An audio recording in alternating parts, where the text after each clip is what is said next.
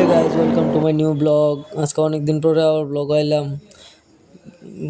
আমাদের চ্যানেলের reach down হয়ে গেছি, তো কিতা করাম।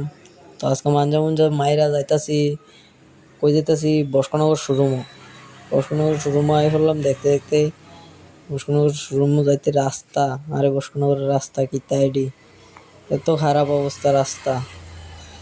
এরপরে দিয়ে আই ফেললাম শোরুমের কাছাকাছি। আয়া শোরুমে ঢুকলাম।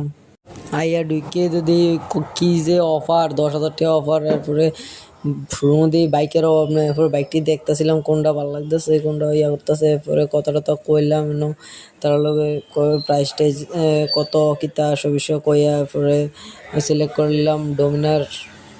এরপরে টাটা দিয়া তারপর টাটা দিয়ে এরপরে বাইকটা একটু ইয়া করাইতেছে, কাজ করাইতেছে। নাম্বার প্লেটের জায়গাতে একটা কিতা জানি কাগজ স্টিকার লাগাই দিছে। তারপরে লইয়া মাঞ্জা মায়েরা বাড়ি গেছি গা। বাড়িয়ে তো কোনো কথা নাই আর, লইয়া তো বুম করে একটা মশা দিয়ে তো উড়াল দিলাম। এরপরে দেখো তো সালা টালা দেখলাম। আর তারা বসকানোর শোরুমের লোকটির এত ব্যবহার সুন্দর, জীবনে আছে না এত ভালো ব্যবহার, এত কথাবার্তা সুন্দর। তারা শোরুমে অফার চলাকালীন এরপর প্রচুর ডিসকাউন্ট দিছে। এরপরে আবার গিফট দিছে, কত কিছু ফুল ট্যাঙ্কি তেল দিয়ে দিছে। এরপরে কি তারপর চালাতে পাইতে